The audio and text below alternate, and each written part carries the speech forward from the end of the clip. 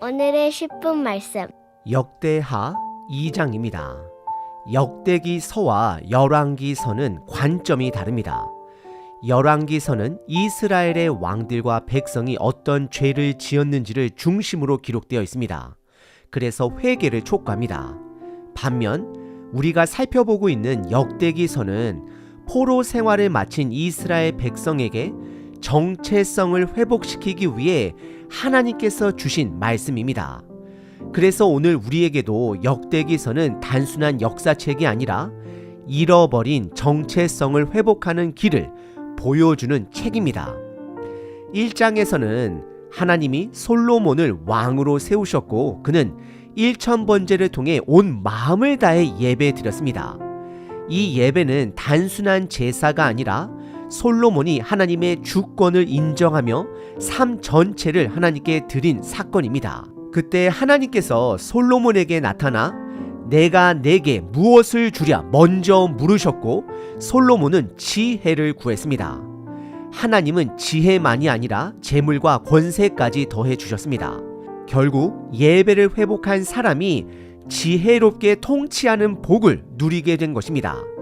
1장은 예배를 통해 하나님의 백성의 정체성이 회복되었음을 보여줍니다. 2장부터는 솔로몬이 성전 건축을 준비하는 과정이 시작됩니다. 이 성전 건축은 단순히 건물을 짓는 일이 아닙니다. 하나님의 이름을 드러내고 삶의 리듬을 하나님 중심으로 재조정하며 온 민족 가운데 하나님의 이름이 나타나게 하는 일입니다. 첫째, 성전은 여호와의 이름을 위해 존재했습니다. 오늘 본문 1절과 4절에 보시면 성전은 하나님의 이름을, 여호와의 이름을 그곳에 두시겠다 하신 하나님의 약속이 담긴 장소입니다. 즉 하나님의 존재와 성품이 드러나는 상징이었습니다. 둘째, 성전은 삶의 중심을 하나님께 맞추기 위한 공간이었습니다. 이스라엘 백성은 성전을 중심으로 절기를 지키고 안식을 회복하고 매일의 삶을 하나님 중심으로 다시 정렬했습니다. 셋째, 성전을 통해 열방도 여호와의 이름을 알게 되었습니다. 성전은 단지 이스라엘만을 위한 공간이 아니라 이방인들조차도 하나님의 위대하심을 볼 수 있도록 설계되었습니다. 그래서 오늘 본문에서 성전을 짓는 과정 속에서도 이방인의 도움을 받게 됩니다. 이 모든 목적은 결국 예수님 안에서 완성됩니다. 예수님은 성전보다 크신 분입니다. 성전은 예수님의 그림자였습니다. 예수님은 하나님의 이름을 온전히 드러내셨고 우리의 삶의 중심이 되셨으며 지금도 열방 가운데 복음을 통해 자신을 드러내고 계십니다. 솔로몬은 성전 건축을 혼자 하지 않았습니다. 두로왕 후람에게 도움을 요청했고 후람은 백향목과 기술자들을 보내 적극적으로 협력했습니다. 2장은 이렇게 성전 건축의 준비와 동참의 이야기로 구성되어 있습니다. 형식은 샌드위치 구조와 비슷합니다. 처음과 끝은 솔로몬이 직접 성전 건축을 계획하고 준비하는 이야기로 시작하고 마무리됩니다. 그리고 그 사이에는 성전 건축에 필요한 자재와 사람을 두로왕 후람에게 요청하고 후람 왕이 이에 응답하는 내용이 들어 있습니다. 결국 이 모든 준비와 동참은 하나님의 이름을 드러내기 위한 과정이었습니다. 오늘 본문을 통해 우리가 기억해야 할 것은 오늘날 교회는 건물이 아니라 예수님의 이름이, 다시 말씀드립니다. 예수님의 이름이 드러나는 자리인 것입니다. 우리 삶 역시 마찬가지입니다. 예수님과 함께 걸어갈 때 우리의 삶은 예수님 중심으로 돌아가고 회복됩니다. 그리고 그분을 통해 세상이 하나님의 이름을 듣게 되고 보게 될 것입니다. 예수님은 우리의 죄를 대신해 죽으셨고 죽음을 이기셨으며 다시 살아나셨고 다시 오실 분입니다. 그 복음은 지금도 우리를 회복시키고 정체성을 되찾게 하며 열방 가운데 하나님의 이름을 드러내게 만듭니다. 우선 오늘 본문은 구조가 샌드위치처럼 되어 있습니다. 시작과 끝이 비슷한 이야기로 감싸져 있고 그 안에 핵심 내용이 들어 있습니다. 그래서 먼저 이 샌드위치의 바깥쪽과 즉 시작과 끝을 살펴보겠습니다. 시작 부분인 역대하 2장 1절과 2절에 보시면 시작 부분 1절에 성전을 짓는 이유가 아주 분명하게 나옵니다. 여호와의 이름을 위하여 성전을 건축하는 것입니다. 사람의 이름을 드러내기 위함이 아니라, 교회의 이름을 드러내기 위함이 아니라 여호와의 이름을 위하여입니다. 이 말은 단순히 건물을 세우는 게 목적이 아니라는 뜻입니다. 하나님의 이름, 즉 하나님의 존재와 성품이 드러나게 하려는 것입니다. 그래서 성전은 보여주기 위한 웅장한 건축물이 아니라 하나님의 이름을 높이고 기억하게 하는 공간인 것입니다. 솔로몬은 이 목적을 분명히 알고 있었습니다. 그래서 그는 사람들을 조직하고 자재를 준비하고 두로 왕에게도 협력을 요청합니다. 모든 준비의 중심에는 하나님의 이름이 있습니다. 2절을 보면 솔로몬은 성전 건축을 위해 사람들을 조직합니다. 짐꾼 7만 명, 산에서 나무를 벨 사람 8만 명, 그리고 이 모든 사람들을 감독할 책임자 3,600명을 세웁니다. 그리고 놀랍게도 마지막 절 18절에도 똑같은 숫자가 반복됩니다. 솔로몬이 다시 한번 이방 사람들 중에서 이 숫자 그대로 인원을 징집합니다. 이건 단순한 반복이 아닙니다. 시작과 끝이 같은 구조로 되어 있다는 건 우연이 아니라 의도된 설계입니다. 이 구조는 무엇보다도 솔로몬이 성전 건축을 얼마나 신중하고 철저하게 준비했는지를 보여주는 장면입니다. 계획만 세운 게 아니라 그 계획을 실제로 실행하기 위한 자원과 사람을 조직하고 움직였다라는 것입니다. 즉 성전은 갑자기 지어진 게 아니라 하나님의 이름을 위해 다윗 때부터 오랫동안 준비되고 정리된 프로젝트였습니다. 여기서 중요한 포인트 하나가 있습니다. 하나님께서도 우리를 구원할 메시아를 준비하셨습니다. 솔로몬은 예수님의 그림자입니다. 역대기서는 포로 생활을 마치고 돌아온 이스라엘 백성들에게 정체성을 회복시키기 위해 기록된 책입니다. 그래서 솔로몬은 단순한 역사 속 인물이 아니라 하나님이 세우신 왕이자 예수님을 미리 보여주는 존재입니다. 예수님께서도 교회를 세우기 위해 제자들을 직접 부르셨습니다. 그리고 성령님을 통해 이방 사람들에게까지 교회를 넓혀 가셨습니다. 즉 오늘 우리가 읽는 역대하 2장은 예수님이 어떻게 교회를 세우시고 어떻게 하나님의 나라를 확장해 가시는지를 미리 보여주는 장면입니다. 이렇게 보면 성전은 단순한 건물이 아니라 예수님을 통해 회복될 교회의 모형입니다. 그리고 지금 우리가 살아가는 삶의 자리가 예수님의 이름이 드러나는 성전 같은 자리가 되어야 한다라는 메시지를 전해줍니다. 이제는 2장의 안쪽, 그러니까 샌드위치 안에 담긴 내용들을 살펴보겠습니다. 여기엔 두 가지 흐름이 담겨 있습니다. 하나는 솔로몬이 두로왕 후람에게 성전 건축을 함께 하자고 요청하는 장면이고, 그리고 또 다른 하나는 후람이 그 요청에 적극적으로 응답하는 이야기입니다. 먼저 3절부터 10절까지는 솔로몬이 두로왕 후람에게 동참을 요청하는 부분입니다. 그는 단순히 도움을 구한 것이 아니라 성전 건축의 목적과 그 의미를 분명히 설명하면서 요청하고 있습니다.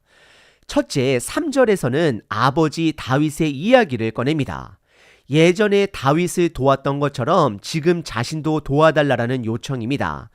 단순한 외교가 아니라 하나님의 이름을 위한 일에 계속해서 함께하자라는 제안입니다. 복음은 모든 이방에게 열려 있습니다.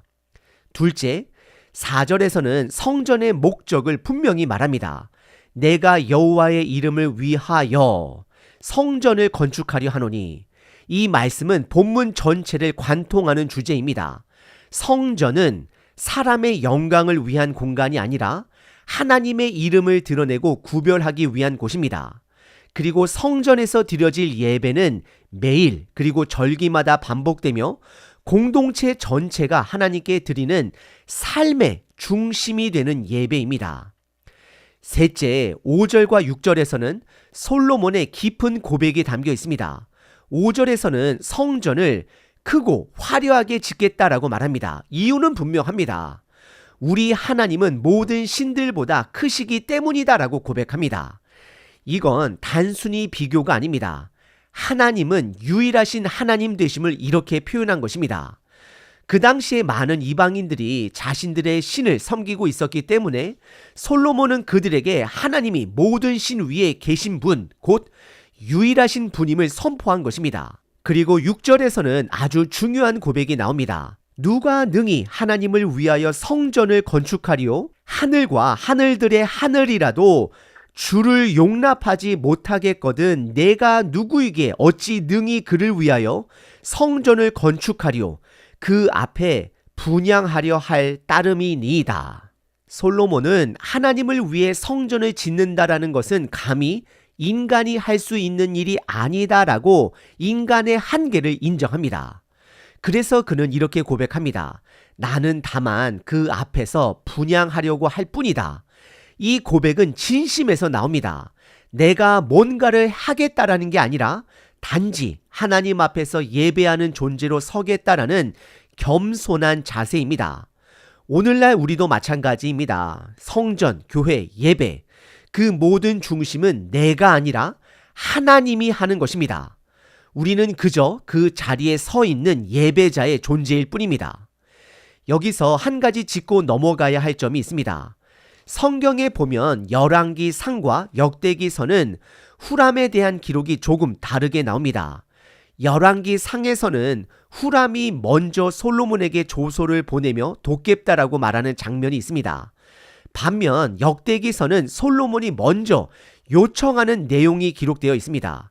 이건 서로 모순이 아닙니다. 기록 목적이 다르기 때문입니다. 당시 문화에서는 왕이 조소를 보내면 상대방 왕도 답을 하는 것이 일방적인 외교 방식이었습니다.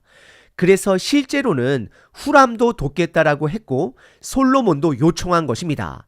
두 내용 모두 진실이며 기록의 초점이 다를 뿐입니다.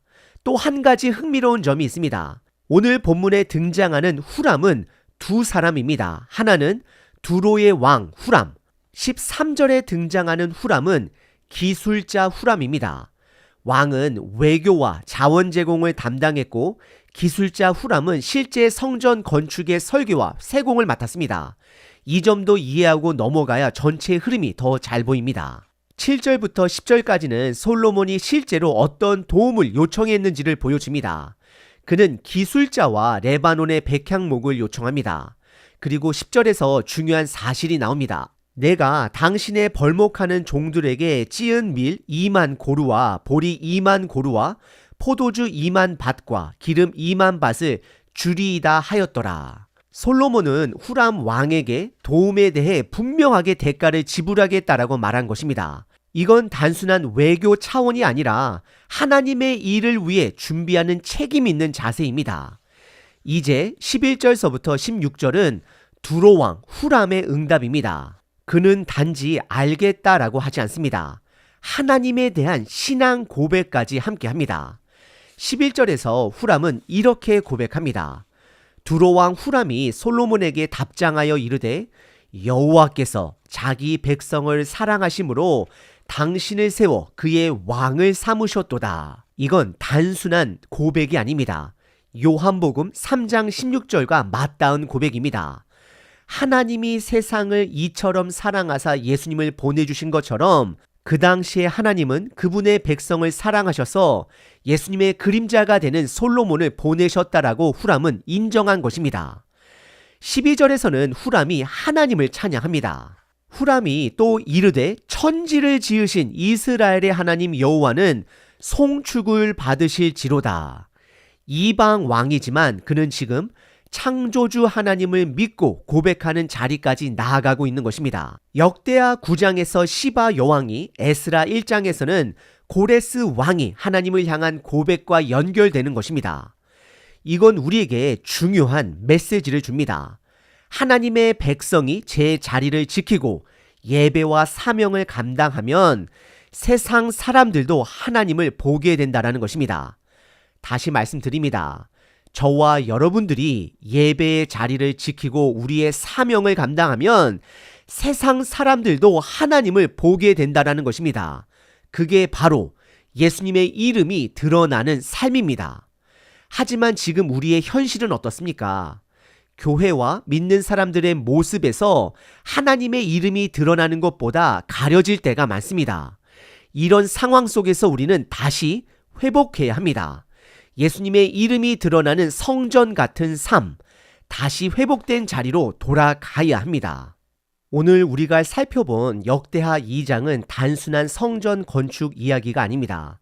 그 안에는 하나님의 이름을 위한 목적, 철저한 준비와 참여한 사람들의 헌신, 그리고 시작과 끝이 반복되는 구조를 통해 드러나는 솔로몬의 분명한 결심이 담겨 있습니다.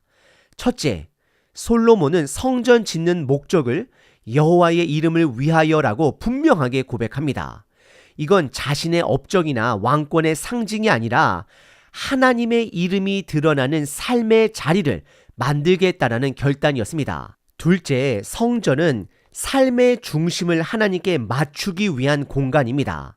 4절에서 이어지는 표현을 보면 솔로몬은 성전에서 날마다 그리고 절기마다 예배가 드려질 것을 선포합니다.